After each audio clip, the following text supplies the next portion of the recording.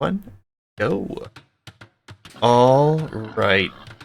Got Malians versus Ethiopians. Malians here for Torga, and his counterpart is Sweetcoman playing with the Ethiopians. Should be a fun Civ matchup.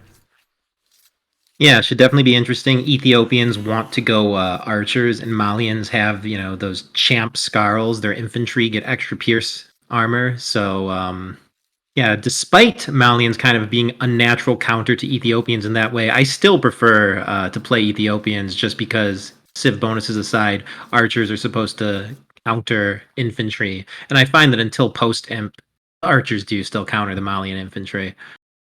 Yeah, I mean, it's definitely something we'll have to pay attention to, and it's going to be interesting. I mean, very interesting Civ matchup for sure. Game 1, Malians on Jungle Arabia here. Maps look pretty good. I think I like Orga's map a little bit better. Golds are both safe. He's got safe hunt back here. He's got a nice, easy, wallable base.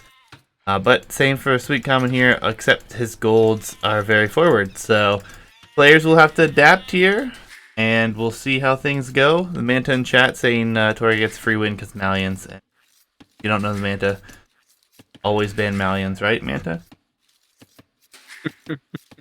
Yeah, Manta is basically just a walking advertisement for the Malians. I think he might be a little biased. I know. If we didn't have a Civ draft, I think he may select them every single time. But we have those people that do that with Mayans, Franks, so why not Malians, I suppose?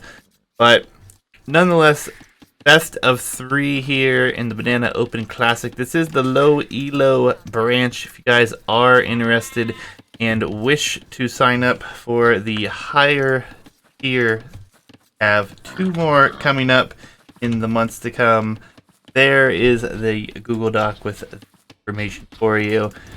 Gonna be stacked. I know I was looking at the potential bracket for the 1500 max, and oh man, we have like 35 people signed up already. It's gonna be great.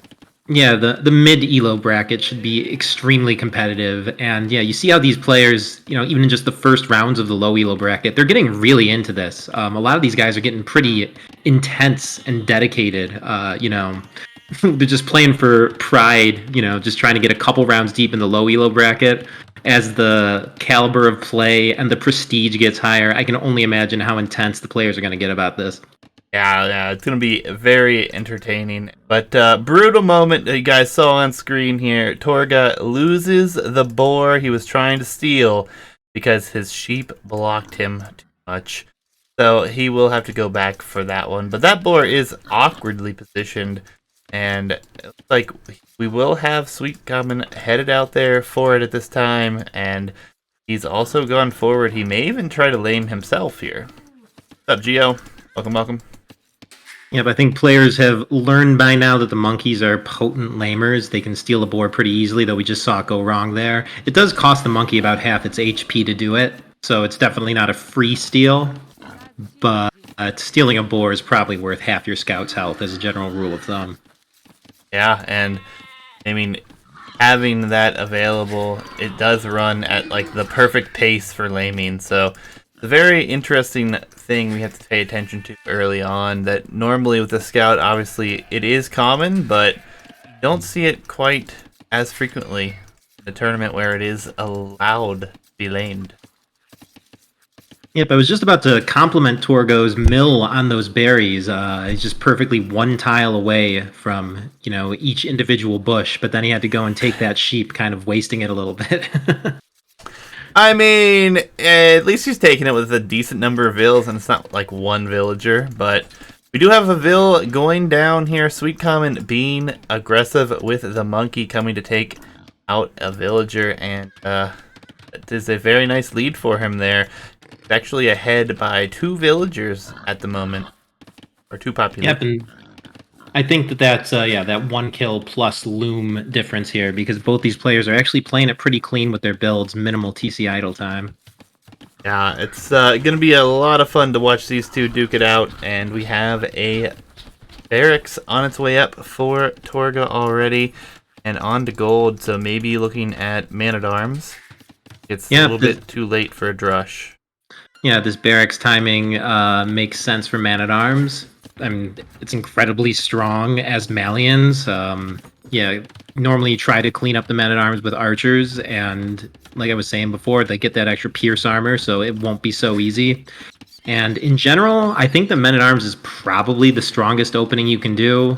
And players around the 1200 elo tend to have minimal experience dealing with it. So Men-at-Arms can often just completely wreck and be the start of a game-winning snowball in my observation. Yeah, and it's even a little bit better for Malians with the wood saving cost. They don't have to have quite as much on wood. I mean, obviously we're not seeing Torga utilize that bonus at the moment, but he is going to be able to get some walls down here, and if he gets these down on the right-hand side of his base, he will be full walled on that side. See if he walls up anymore, but pretty safe. Oh no, there is a hole between these two houses. That is an unfortunate hole, but Torgo is looking pretty sharp here overall. I mean, you can tell how seriously he's taking things. His build seems clean. He's walling up nice and early. I mean, we actually did see him in the very first round of the tournament take out Bird Fan, who was far enough below him that we didn't really get a chance to see what Torgo's made out of. But, I mean, right here, this is a pretty deadly build to open with at this level. Yeah, and I like the double mill. He's actually going to take the hunt now. He's going to have a lot of food income. He's already got his third militia on its way. He's going to click, or he's already clicked, and then he'll be able to click Man-at-Arms almost immediately. Yeah. But that hole in Torgo's wall is just a disaster waiting to happen. Yeah, we'll keep an eye on it. But it will be double archery range here for our Ethiopian player. But as you've alluded to, the Malians, that extra pierce armor, going to have to be very careful with those archers. And in this situation, Malians could just add skirmishers too, and it could be a very troublesome composition to deal with early here. Yeah, I mean, in general, the player who's going Men-at-Arms tends to have the initiative. Perhaps once it gets cleaned up, the archer player's in a better position, but this is a scary force heading to sweet space right now. 4 of them as well. It'll be 4 Man-at-Arms at his base. It's going to be difficult to deal with. He is not walled up, only has 2 archers right now. Gold very forward, and going to be vulnerable here. Yep, and he absolutely needs fletching before he can effectively fight this as well. I mean, yeah, the archers have just a base attack of 4, and these Malian Men-at-Arms, I mean, they already have 2 pierce armor. Those archers are just going to tickle them a bit, man. You know, it's going to take a total of, what, 23 shots to take down one? Yeah, that's ridiculous. I mean, it's a nice early power spike for sure. He does have the blacksmith up now, going for Town Watch. Needs to get fletching. It's going to be important here. Yeah, and with the armor, dude, the armor coming in for those, it's going to take a total of 45 arrows to bring down a single one. They can almost ignore the archers if they want to. Yeah, I mean, it's pretty brutal. They just have to keep running and running. The walls, I think, might be up here, though. He's going to lose 4 archers. He's going to micro them. We'll have fletching here, and he will be able to take a lot of HP off of these without losing too much, but ultimately he will lose that fight. And there is a hole here for Sweetcoman in the walls as well, between 2 houses yet again. So both players having some interesting holes in the walls. Supplies did come in for Torga, as Yo-Yo Dude says in chat, but we'll see how many more he creates. He's actually spamming mana right now, so he's going to be a very heavy feudal age. And you know what? This is working. I mean, he's actually doing well in the fights here. Plus, this must be taking up all of Sweet's APM to kite this constantly. Whereas for Torgo, he just clicks once and he can, you know, focus all of his attention at his base. Yeah, and there's still a hole. So this is something that we are going to have to pay a lot of attention to if these Man-at-Arms keep coming forward. Although, I feel like he's kind of weathering the storm right now, and he should see the hole now that archers come back in, and he should be able to plug it. Only 1 Man-at-Arm so far inside the base. Yeah, I mean, the longer it goes, the more advantageous this will be for the archers player, assuming they're able to build up some mass. And if I were Torgo here, I would be thinking of some sort of transition. It's possible to just wall up and go to Castle Age, but this Man-at-Arms spam has probably done the majority of the damage it's going to do. The best thing it can kind of do now is just keep the archers at home. Yeah, and he's going to attempt to keep him at home, but the archers, not sure what they're going to do at the moment. I think he's just going to try to wall behind this. We do have the opened in the back as well. If Torgo just clicked in there, he could get in, but going to just house wall, and he's going to send 6 archers forward, it looks like. So, oof. Not going to be able to find do the a hole. ton. Yeah, but the man-at-arms are still right there. He's walking right towards more. Yeah, those men-at-arms should be enough to repel the archers if they run into each other. Yep. Men-at-arms are going to spot this. No micro on it just yet. So, he will be aware. He is full walled on that side. He still has the unfortunate hole between his houses, but economy's looking pretty good for both. Obviously, Sweetcoman a little bit of a lead here with the res, but 16 on food for both here. Pretty close at the moment. Ooh, these archers, though, getting caught out. It really does demand so much attention to be the archer player in this kind of situation. You know, you look away for a second, and when you look back, your army's half dead. Yeah, I think he needs to just stay home, defend, and go up and build numbers here. It's going to be brutal if he keeps losing archers in this fashion. Even Ethiopian archers firing faster, not going to help him here. Already this is 3 pierce armor. Yeah, but this is pretty interesting to see, like, such heavy commitment to men-at-arms. I don't think that this is common at higher levels at all. I think that's probably because the archer player can out-micro it. But in this case, you know, just spamming man-at-arms seems to be really doing the trick. Yeah, but he will click the Castle Age. He didn't take any significant losses other than the archers. I mean, the KD is not that bad. It's 13 to 11 for him. He was able to defend, but I'm concerned already because I see a stable for him coming up right now. Seems like a bad idea, but there are skirmishers coming behind this for Torga, so I mean, maybe he's just had enough with this microing against the Malian infantry. I mean, mixing in a couple knights, maybe trying to find a hole, do some raiding. It definitely doesn't hurt to branch away from a pure archer army. Yeah, it's going to be interesting. He's getting some upgrades already, so we're definitely going to see some sort of a switch. And like you said, knights, the short term could do a very good position here, especially if he sees the skirms coming. But both players are on their way up. Sadly, the last monkey has fallen, but no worries, we have a few more here. So, skirms, as the archers just walk directly into them. Kind of brutal, kind of brutal. Yeah, but those archers are microing it down very nicely. You know, Sweetcoman's basically just microing archers against counter units as he gets eaten up a little bit here. Yeah, I mean, all in all, he lost some numbers, took out some numbers. Not a terrible trade, but I don't know. Let's take a look at the webcams and see. Let's see if they're sweating. Oh yeah. Look at the intensity. It looks like they're very concentrated. Rut-row for Torgo here, and he says Rut-row for Castle Age. But we'll see what these monkeys have going on for him here in a minute. It should be an interesting switch. The knight switch has yet to be seen here, but we'll see how things progress as crossbow comes in as well. So it will be crossbow, knight switch. It'll be pretty interesting to see what happens here. Yeah. Yeah, it looks like one of our players is actually using the trackpad here. Perhaps that's hindering Sweetcoman's micro abilities. I'm not sure. Oof. Laptop, take away about 400 elo. Yeah, oh my god. And, you know, Sweetcoman's just coming at the front. He's running these armies every time. Perhaps it would be wiser for him to walk around the edge of the base and try and hit from the side because, I mean, literally every time he moves forward, he just runs into counter units and needs to back off. And he got up to Castle Age a couple minutes earlier. He had a nice window of opportunity to do some damage, and he did not utilize it whatsoever. Yeah, but this switch here is going to be an interesting timing. We're going to have a lead skirm, and we're going to have long swords coming in. And against knights, with upgrades, I favor the knights here, for sure. Yep, I mean, until Torgo recognizes what's happening and switches into pikemen, knights will dominate here. I mean, Torgo is building units as if his opponent was going pure archer, which has been the case so far. Sweetcoman has an opportunity to like clean up literally everything here, plus run in and do some damage.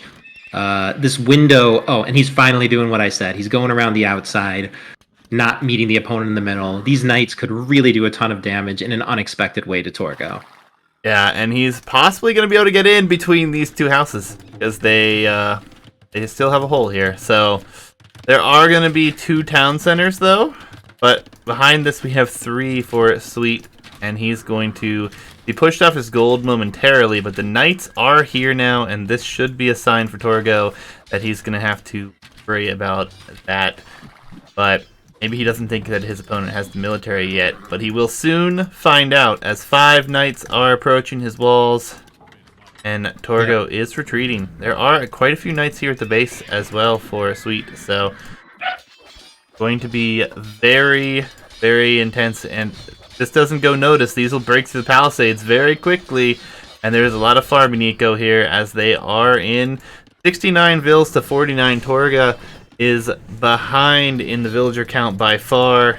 Hecton Pikeman now is going to be a rough switch, but ultimately I feel like Sweet's playing this so well, changing this composition now. Yeah, I mean, you just pointed out the villager difference.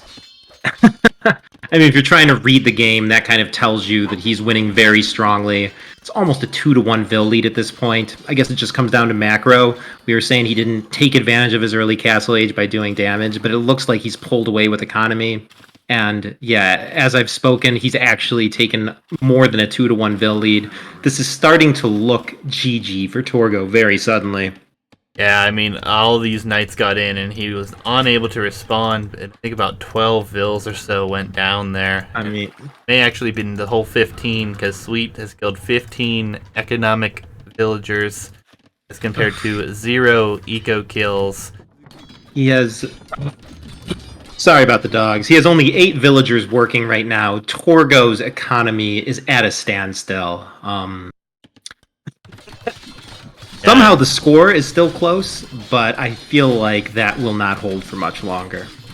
I think it's just because of all the techs and all the military numbers on the field here for Torga, but he's gonna lose the fight to some knights, not even killing one. There are a bunch of lumberjacks exposed here, and luckily more pikes are coming, but the damage has been done. These knights have done the job, and this defensive play booming right now is really paying off here. Torga is behind by so many villagers.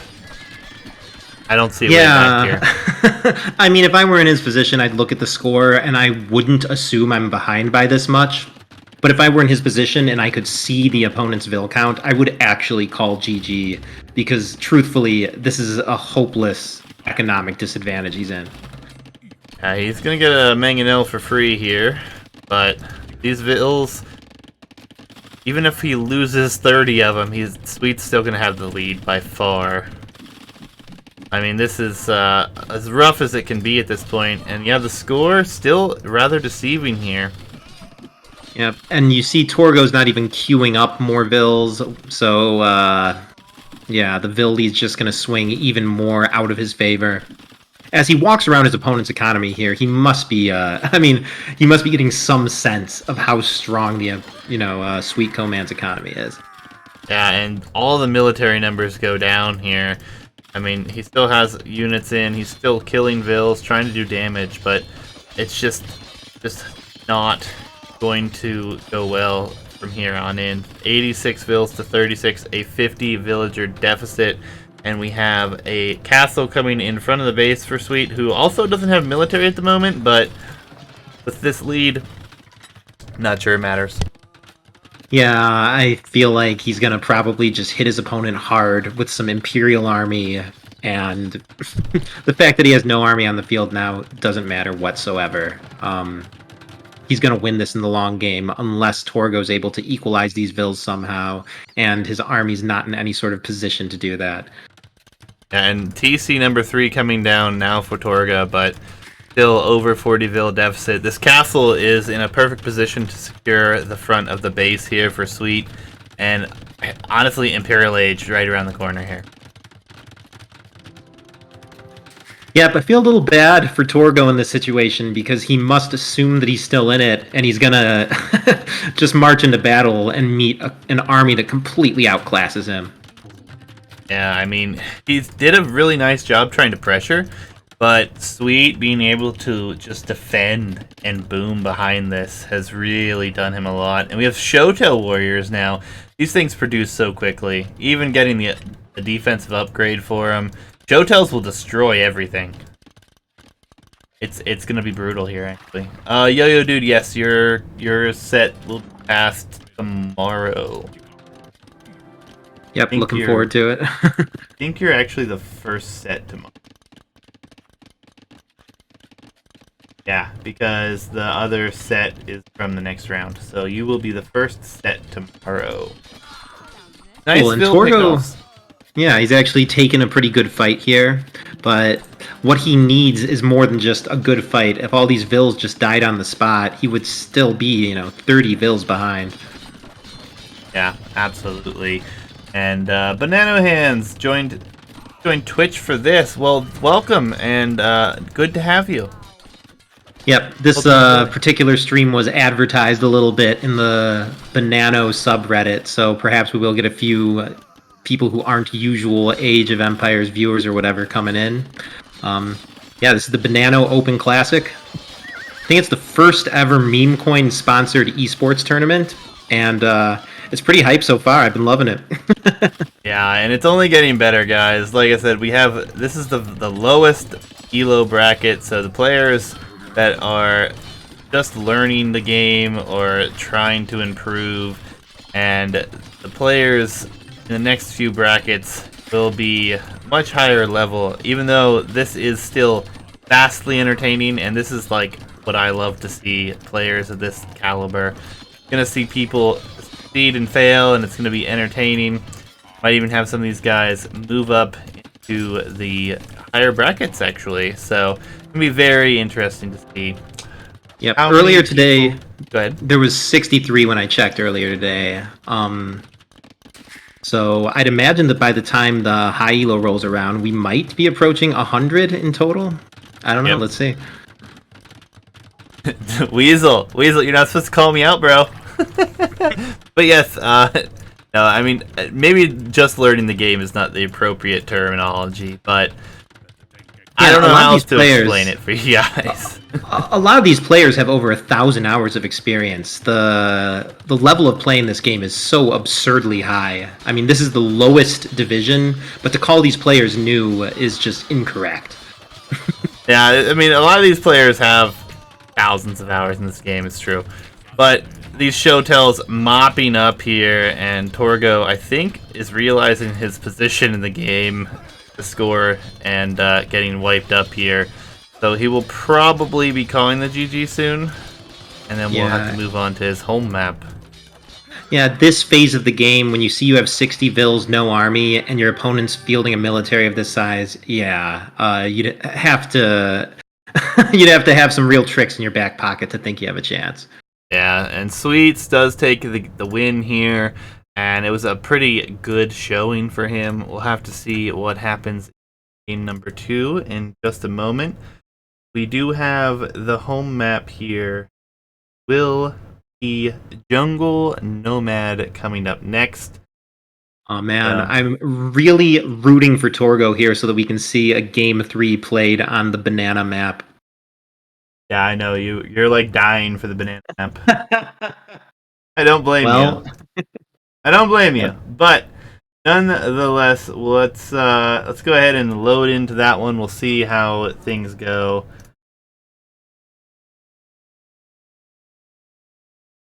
All right, I'm ready when you are. Jungle Nomad map has been very entertaining, guys. Let's go, you guys. Here we go. I'm at 5 seconds. Cool. All right. Why don't you go ahead and introduce this one? Sure.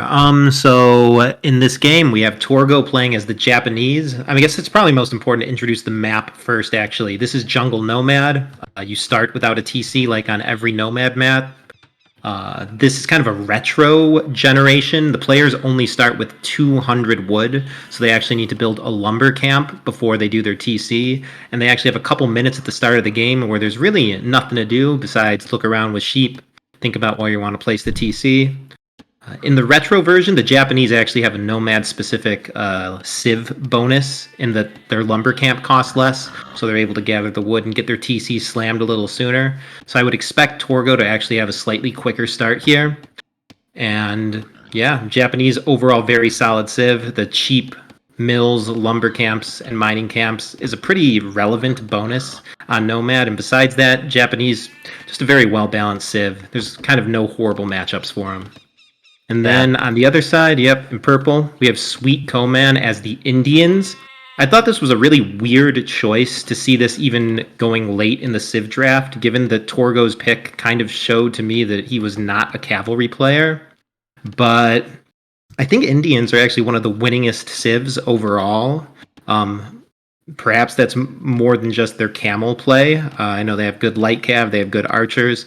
They have a very nice eco bonus. A lot of the time you have some idle TC time on Nomad, but they have cheaper vills, so it might be easier for them to keep it running. And yeah, I'm not going to lie, I'm going to be rooting for Torgo all the way here because I want that game 3 on Banana. Well, good news for you is he is doing a much better job scouting. He was able to grab quite a few more sheep, and he has been using that to his advantage, has scouted way, way, way more. And with Japanese, the cheaper lumber camp, something we're going to have to pay attention to here. He's also been dropping some houses, a dropped foundation here, but delete it. So I think he's scouting for his opponent right now. He does not want to have a bad town center position, and he will soon have the wood for it. We'll see where he places it. Sweetcoman, I don't think was prepared for this map. What is this map? He says. So we'll see what happens, but PC position, obviously in a rough spot, but he does have some decent stuff to deal with. And Torgo actually going to have 3 boars next to his TC as compared to just 1 boar and a bunch of deer, which 8 deer. Although he does have 3 boars to the south, so it's going to be really good food eco for both players. Yeah, but it looks like Sweetcoman has the better of it a bit with that deer patch so nearby, but I think both players should be able to have reasonable builds here. And what Torgo's doing going around the map building houses, I love to do this on Nomad personally. I mean, it just like gives you such a better sense of everything going on the map. I don't like doing it before the TC's built, because you're setting your eco back a bit, but this scouting by Torgo is insane. I mean, look at the score right now. Yeah, and I just showed the scouting for the viewers. It's a ton better here for Torgo. And I really like his map position, really. He's going to be in a fine position here. With all this scouting, he knows where all of the res is. Yo-Yo Dude, he's not bluffing. You only start with enough wood for a lumber camp. And a little bit extra. Like, have to build it first. It slows down the game here a lot. But is like Japanese getting that bonus, and I don't feel like it was really utilized all that well because the town center came up about the same time. He did have 1 villager out scouting a bit more than I liked myself. Yeah, I think he also built houses prior to building the TC, which additionally set him back. But you know what? He can negate his own Civ bonus. It's strong enough that he still is competitive in the eco. And in fact, Sweetcoman is housed, so Torgo should be taking a lead here. Yeah, fortunately, he's going to rush this up with all of his vills. Going to be able to hopefully stay on top of that, because getting housed on Nomad is just terrible. Hurts a lot, but we'll see how things progress for both these players. As far as a later game matchup, I don't know what Indians do here against Japanese, personally. I mean, light cav, hand cannon, and something like that, maybe? I mean, I think Indian camels against Japanese pikemen, not the way to go. It's going to be interesting. Maybe we could even see some elephant archers at some point. Could be an option. Could be interesting. Yep. And if you look at this map, Jen, it's actually bizarre the way the cliffs and the forests line up. Like, the map is almost walled down the middle going up to Torgo's TC. I mean, he's not going to do it, but the total amount of space needed to wall to secure an entire half of the map seems like it's probably like 20 tiles or something like that. Yeah, definitely. It's kind of awkward, to be honest. But, I mean, it's a nice generation. Things are spread out a good bit. The golds are spread pretty evenly between both the players. There's a little bit of a discrepancy with one being a lot farther from Torgo, but it's definitely clearly on his side of the map as far as that one goes. Stones, not as in favor for Sweet. He does have a couple right next to him, but there's more towards his opponent. So we'll see if that comes into play at all, but I wouldn't expect it to. And given the way we saw the boom for Sweet in Game 1, I wouldn't be surprised to see him try to do the same here. Well, the TC distance is so close, I don't think that this will become a boom game. And with Sweet's gold positions, I mean, unless he moves to the right corner or something, he's not going to be able to take gold very comfortably. Seeing that Torgo likes aggression, in particular infantry aggression, I'm kind of thinking that Torgo might take this one pretty quickly. Yeah, I mean, it's going to be interesting. I think, depending on the comp early game, because if we have early scouts for Indians, could be able to do something. I mean, never discount their scouts with that additional Pierce armor. Obviously, having disadvantage with Spearmen having the higher attack rate, but can always run around them, keep his opponent at home. It's going to be very interesting to see how this one plays out, as we see gold going to be coming in here for Torgo already. So, yeah. And, thinking again, especially seeing that mining camp, I guess that Torgo is going to go for some kind of fast castle here. It's a pretty early mining camp, and I think that the map with all this extra food lends itself to FC kind of as like the standard meta way to play it. And an important note we haven't pointed out is these are Javelina boars, so they have more food. Oh, do they? Are you sure about that? 340? How much do you think a normal boar has? I thought it was 300. I'm pretty sure it's just an alternate name. Well, fact check that one. I just realized it, actually. I've loaded this up and actually played this map, and I just now noticed that these are Javelinas. So, we'll see. I have to find out. Weasel, you're in chat. Weasel's my stats guy. Give me the facts, Weasel. I could be totally wrong, by the way, but I feel like they definitely have more I'm speed. pretty sure you are, man. 340 sounds like a standard boar meat to me. We'll see. We'll see. But nonetheless, getting interesting here. Yeah, pretty clean Dark Ages from both. Torgo with, just under 1 Vil's worth of idle TC time. Resources looking pretty good. Are you seeing the barracks right now? They are like 4 tiles, 5 tiles away. Yeah, okay, so forget the FC. It looks like Torgo's going to be going for some men-at-arms again. I love it, actually. Japanese men-at-arms. I mean, can you go wrong? Well, in this case, Sweet's TC kind of covers his entire economy except for the gold. So, Sweet's actually pretty safe from infantry attacks. I guess that's part of the reason why I think that FC is kind of the meta here, because there's just some chance that your opponent is so safe that it's absolutely impossible to do feudal damage. Yeah, I mean, we have chat on a riot right now trying to figure out what's what here for the boar. But it's something you don't see very often is these Javelinas. So, and of course now they're probably all dead. Here's one. Oh no, here's the wild boar. There's a wild boar. It is the same. Alright, so whoever made the original version, the base version of this map, I guess was just having fun mixing up the boars and the Javelina. Yep. Nonetheless, we have a villager coming forward here for Torga. Going to build an outpost, and we have 5 militias already. So he is going to come with all the aggression in the world here. He's even shifted onto some hunt, and he's going to do a mill just for this wild boar up here. I don't agree with that exactly. But no, this will be man-at-arms. I think. He hasn't clicked, I guess. He's really lacking Man-at-arms, food. Yeah, built Man-at-Arms and Towers could be quite good here. I mean, when he's sending these vills so far away to take food, you kind of need to put the pressure on your opponent, or else these guys out here are just so vulnerable. If Sweetco makes some scouts or something, he could kill all of those deer vills pretty easily. Yeah, and I love what Torga's doing here. We're going to shift over to his view, as we can see his vision on the map here. And we'll even darken out this, and we see everything going on right now. Yeah, bizarrely, it seems like this Vil is unnoticed as well. He walked right through Sweet's base, and from the way Sweet is not chasing it, I would assume that Sweet just never saw it. Yeah, and this is really unfortunate for the gold positions for Sweets here. He's going to be in a lot of trouble. We're talking about 6 Man-at-Arms, potentially.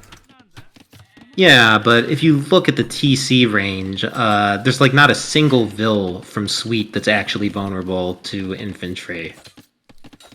I mean, though that may be true, I don't like it for him, and he's using a lot of ills to attack this outpost now that he's realized it. Yeah, and the scouts out for Sweet scare me a little. I hope that this pressure is enough to attract all the scouts to just die fighting the infantry. But if instead the scouts were to run out onto the map and try and find, you know, the hunt vills that Torgo has spread out, he could do tremendous damage. Yeah, but the Man-at-Arms upgrade going to come in, and he's trying to fight this here right now. Oh, he wants God. to fight this. What a horrible mistake. These vills cannot contest the Man-at-Arms. Another mistake, throwing the scouts for this. Oh. What he needed to do was to send these scouts out to do some damage, scout the map. He should just give up on this gold pile. This is not a safe gold pile whatsoever. And I think that this might be a quick GG here. Yeah, this is not pretty. He's losing a lot. All the scouts, only one remaining. Lots of vills gone down. It's 7 vills already gone. There'll probably be an 8th before it's all said and done. He does run with it, so he might be able to save that one. But for early feudal, this is a devastating economic lead for Torgo. Yeah, and he's got all the map control at the moment. It's not even funny. Yeah. So, and Sweet is still trying to take that gold, which is just so vulnerable. it's a really hard spot now, and he's trying to go double archery range after losing all these vills. I don't think he's going to sustain this at all. It's quite brutal, and I mean, he has Torgo's 0 just vills playing on it so food as well. Sweetco's not going to be able to replenish his vills. I think we're going to see a game 3 on Banana here. As you were hoping for, it seems. But yeah, this is a lot of aggression. We're at a huge Vil deficit, and yeah, I could see it just being a GG before long. He is going to try to save himself onto gold. He's got 1 Vil walled in that can't do anything, an archery range at 90% that's about to go up now. But only a few archers, and Japanese can deal with that. They will be just fine and be happy to continue to do more of the same. 1 scout does come forward for Sweet, and he will find 1 villager kill. But maybe he can't afford to produce vills, nonetheless additional scouts though. Sweet needs to get his food eco in order, which he's trying to do here. As he's going to lose an additional vil. Supplies and scale mill coming in for Torga as well, so he'll have spears to deal with any sort of scout play, and he's continuing to produce. It's going to be hard. Archers are coming out, but I don't know what good it's going to do. He's so far behind in the villager count. Yep, Torgo might need to stop trying to close this out now and wait until castle to attack again. At this point, there's enough archers out that trickling in infantry will not be especially effective. Yeah, I love what Torgo's doing here as well. He is not investing into farms. He just put his 1st and 2nd farm down, but he has a mill in every possible place for him to take food right now. You say you love it, but I think that it is incredibly risky. Each group of vills here is so vulnerable. In this case, it's working, so I love it. But I would only do what he's doing, sending vills so far out unprotected if I were desperate. I mean, I can respect that, but I love that he's in control and he feels comfortable with this. think it's a good move. He's not investing it very much into it at all, especially with the cheaper mills. And he's still doing damage. He's taking out archers. He's killing mills. I mean, Sweet can't afford this. Yeah, it's a risk that's paid off heavily, and he's done a good job here to keep these archer numbers down, as he only has 2 archers on the field at the moment.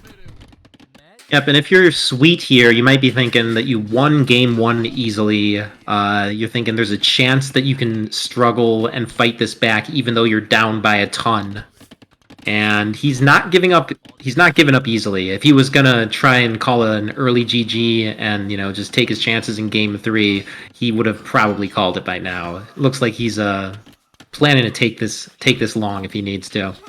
Yeah, but he's continuing to lose vills. Just lost another one here. He's got more man-at-arms coming into his base. His other archers have gone down. Has no archers at the moment. Such a hard spot to be in here. His economy is not in a good shape, and men-at-arms are just going to continue to flood as Torga, again for the second game, going to blow a lot of res on men-at-arms, but it's working for him as he's going to take this lumber camp or mining camp out here. I mean, yeah. I just looked at Sweet's exploration. He actually doesn't see those gold piles on the right, so he's kind of fighting for this gold like it's his only hope. There's a chance that he'll GG once he loses this. It's a good possibility. Banano Hands, prize pool added 1,019 ban. Well, thank you. That's huge, man. That's spectacular. Yeah, that's actually a tremendous amount. That increases the prize pool by like almost 20%. That's awesome. Thank you so much. I might need to toss some ban into the prize pool myself after that. Well, I hope you're enjoying, and I feel awkward. I don't know what to say in these situations, but thank you. Yeah. If you stick around, the next map should be shaped like a banana, and the player should start with monkey units. Absolutely. So we do have a lot going on, and it's looking worse and worse for Sweet here, as the archery range is going to go down at this rate, and there are skirms here to deal with the archers, so the only military investment is countered right now. Yeah, a little good news for Sweet, though. He actually did just finally scout those golds on the right. So his desperate attempts to mine this front gold might finally stop. Maybe. I don't know if it's going to last that long. These archers are all about to go down, it looks like. And again, more idols. Castle Age on its way for Torga. I think Castle Age comes in, and this is the GG. Yeah, if Sweet hasn't clicked or nearly clicked by the time Castle Age hits, it would be very brave of him to stay in the game. Yeah, absolutely. It's going to be... we're going to Banana. we're going to Banana, man. It's going to happen. Yeah, I couldn't be happier about it. For those of you... Man-at-Arms sneaks in the back.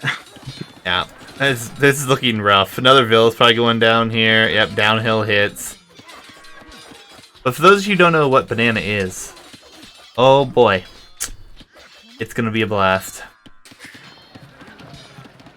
Yeah, I mean, perhaps we shouldn't start talking about it so soon. This game is still going on, but I feel like there's at least a 50% chance that Sweet just calls it when the next age hits.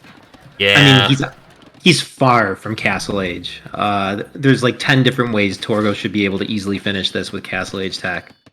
Yeah, if he wasn't on the way to Castle Age, I mean, I would say this is a lot closer, but Castle Age comes in, and I think this is very rough. Banana Hands, thank you for the follow as well.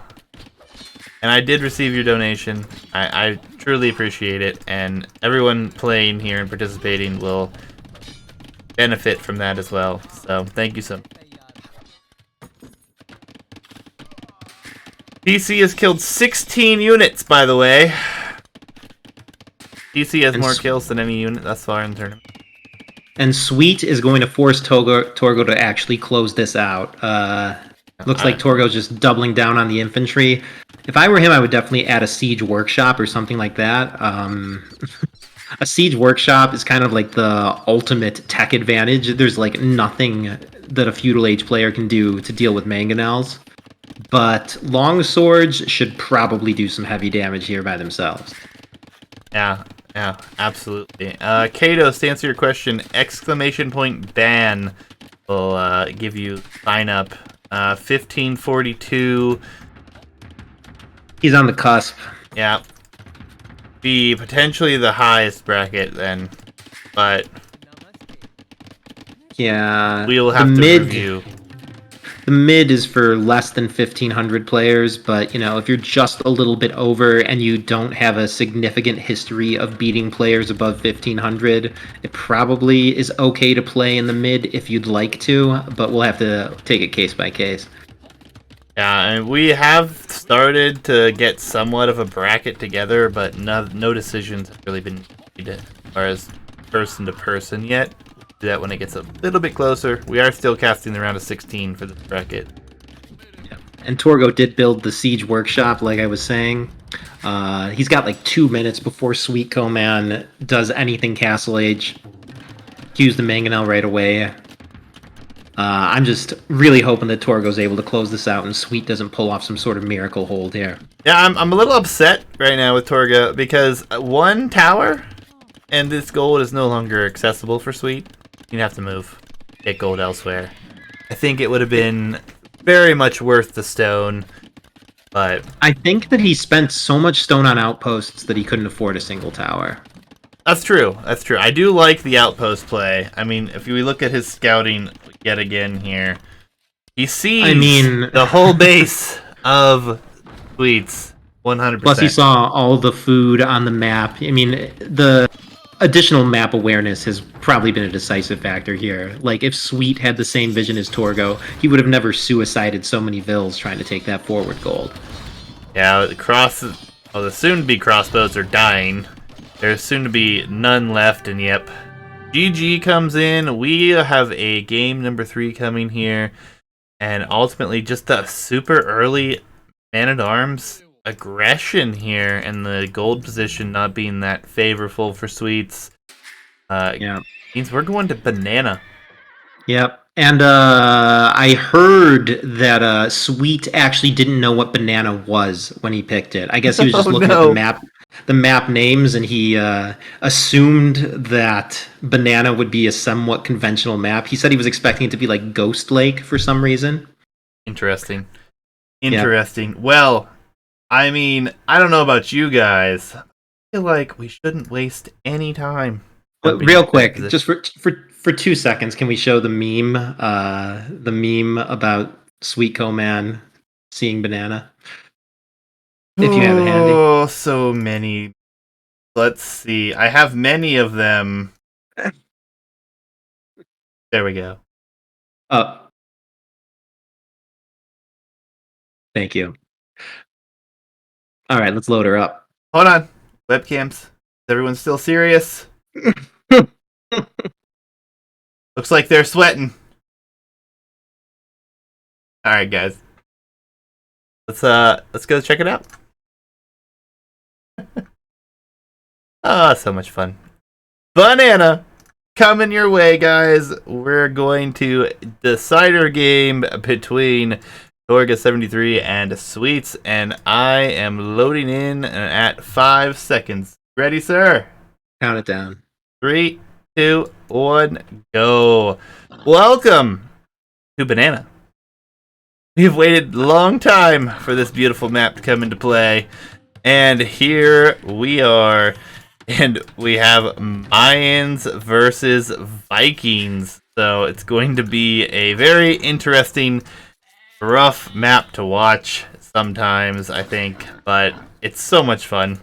Looking to see what we're going to have. And, oh, this is going to happen? Is this an instant barracks here? For Sweets? I mean, anything goes on Banana. I noticed that Sweet noticed that you don't need houses on this map only after building one. He deleted the second house while it was being built. I kind of don't get the instant barracks. There's nothing that would make it possible to... Well, I guess the fact that you don't need houses allows you to have the wood to build the barracks, even if you don't plan to queue any units from it right away. So I guess he's just getting ready for his drush. Building the barracks so soon definitely shows an intent to drush. Even though I'd guess he's going to wait until he can keep Vil production going before queuing militia. Yeah, and we have a big wall off from Torga here, so Viking economy, he's hoping, and potentially, if this does go to water, Vikings will just destroy this. I mean... Yeah, I mean, I think you go Vikings for the Navy here, not for the economy. And real quick, I just gotta say, like, this is probably the most bizarre, least conventional tournament map I've ever seen. You don't say!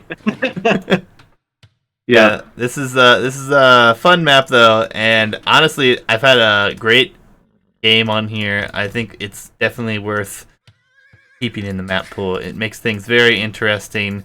Lots of shorefish as well, as we do have a dock already here for Torga instead of a mill. I can appreciate that.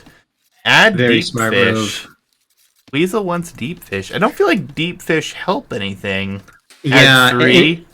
in fact, I definitely don't want deep fish. I mean, Navy, I think, is already strong enough on this map. If you added deep fish, I think that winning water would almost immediately yield the win. And it would also make it so that controlling water is possibly a requisite for playing the late game. I mean, at this point, I kind of feel like the map is what it is. Let's let it shake out. If we realize that the meta is totally broken in some way, then we can adjust it accordingly. But at this point, I actually like love the exercise of like having such an incredibly unknown meta. Like players must have absolutely no idea what's correct to do here. It's so unlike any other map that people have played competitively. Persian douche would be interesting. The problem with that, Funky, is this sand terrain is not something you can construct buildings on, so it kind of removes it, which is probably best, even though I do enjoy the Persian douche attempts. Yeah, I've thought a lot about the Persian douche on this map. Like on one hand, it would be absolutely devastating. There's nowhere for the opponent to run. If you like trap them into the tip of the banana and douche them, like it is GG. But at the same time, douche defense is easier because like the total area that you need to cover with houses and palisades to block TC placement is very small. So if you just block that narrow strip, I don't know. I would need to like grind out games attempting Persian douches before I could confidently say whether or not it's viable on this map. Yeah, and I think Sweet's in a rough spot here. He's not taking the shorefish. He's only taking everything around him at the... And he's not a fan of this map. As Torga had killed the Vil, I don't know if you guys... didn't talk about it, but the monkey tracked this and killed this villager, and now is coming even farther forward to block his opponent in the corner. He's saying this map is glitchy. I mean, I can only imagine ending up on this unexpectedly in a tournament. I mean, like players in tournaments tend to like to fall back into all their best habits, you know, and. Players have absolutely no like reflexes or game sense that would dictate what to do on this. It must just be so confusing and kind of I can understand it being a bit tilting as well. Yeah. The monkey does fairly well against a loomed Vil. It's very similar to your starting scout. It's gonna lose a lot though, so risky. But this Vil is probably gonna go down. Oh no, the monkey is fairly low HP. It looks like the monkey was killed for Sweets. So it's a very interesting position. The map is interesting for sure, and the fun part is Sweets is not happy with his map selection, I believe, due to what he said. Torgo said it's your map selection, not mine. So and Torgo going for the fishing ships here, which I kind of would guess is the pro build on this map. I mean, just in general, like the top players will fish if there's fish, no matter what. And maybe this will actually give him a nice economic lead. Yeah, he's got a 3-vil lead at the moment, and that counts the fishing ships. So they are just shallow fish, but he is producing, he is working, he has tons of wood. I can't argue with this. I think the most important thing is that he has some game plan here. Sweet needs to think something up on the fly. Um, and like I was saying, if you've never played this map and never thought about it before, what do you do when you just find yourself here? Well, unfortunately, this is a situation where being prepared is so helpful. It's not even funny. I mean, if you've never played this map and you come to it, you're gonna see 1,000 wood per tree, 1,000 gold per tile. Stone's Back still to standard. back to 800 gold per tile. Actually, what 1,000?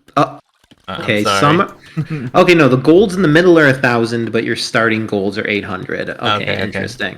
Yeah, it's not all of them either. These are 1,000 on this one. So well, those are not the starting gold. That's just a gold pile that happens to be very close. No worries. It's gonna be interesting though. Both players on their way up, and I think we're just gonna see galleys and fire ships potentially, and I think this could be a quick game. Yeah, we do have galleys queued. Yeah, I think Navy is like the way to go on this map in general. I mean, the land is so thin, the Navy can range the center of the banana at all points. So until you have like a castle out to secure some area, the harassment that can be done with Navy is tremendous. Yeah, absolutely. I think it's going to be rough for Sweets here because this is his home map that he chose. I feel like he's going to be in such a hard position after this Navy comes forward.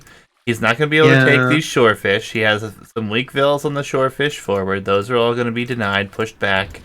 And then we're going to see another mill. He's got 3 mills right now working on shorefish. All will soon be denied or harassed by these galleys. Yeah, it's possible he doesn't even realize that it's dockable at this point. And Mayans, I think, aren't they like absolute bottom tier water civ? Yeah, they're not great. They're not great. But we'll see what he does. He's going for militia and adding an archery range.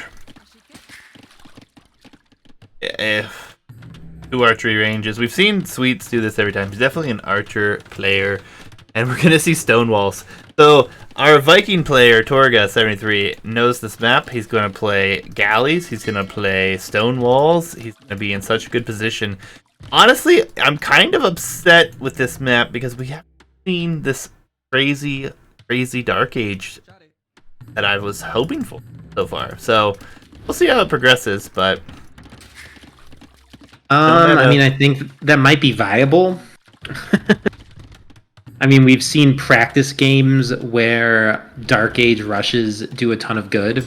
Obviously, if they wall up, it can be tough. Yeah. So, Bunky in chat here saying the Mayans are only missing shipwright, actually. And cannons. So, okay, not bad. Solid till lamp. Galleys are coming in, though. Lord Stickenberg, welcome. Good to have you. I see we're getting that Banano KuCoin meme in the chat. It is like kind of the prophecy that Banano will be listed on KuCoin any day now. Saying that. They've been saying that for about a year. It's a bit of a meme, but at the same time, I believe it. Fair enough. Galleys here are harassing, and it's the whole economy, basically. And I don't know... The military investment here, archers are going down to 1 galley. Villagers fighting. We've never seen this. Villagers fighting a galley. Then the GG just comes in. Yeah. Sweet's not prepared for this map. I don't think he knew what it was. He selected it. And it's a 17-minute game. GG's.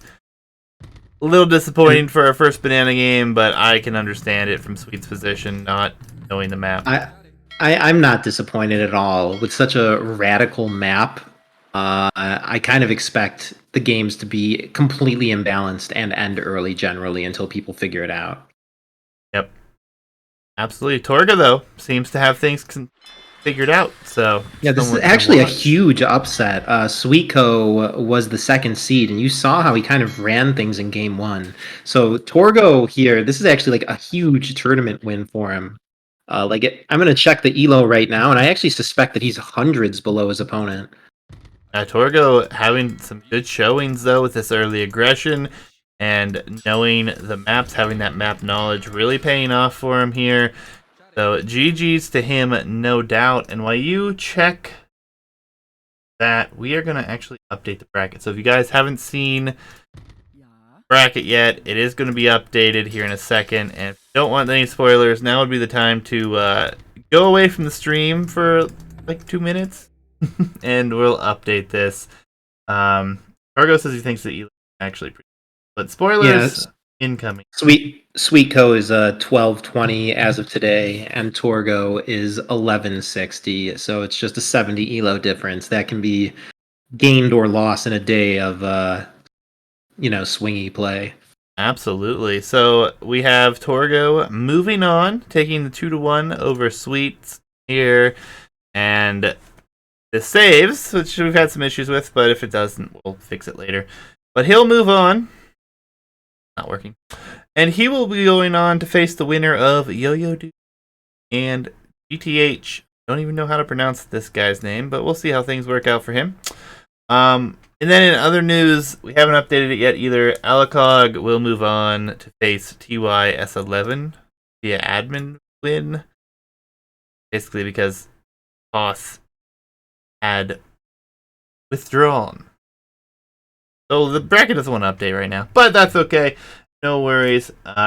Quickly, thank you for watching this set. We are going to have another set. If you guys are watching this on YouTube, make sure to like, follow, subscribe, and share. But we're going to move on.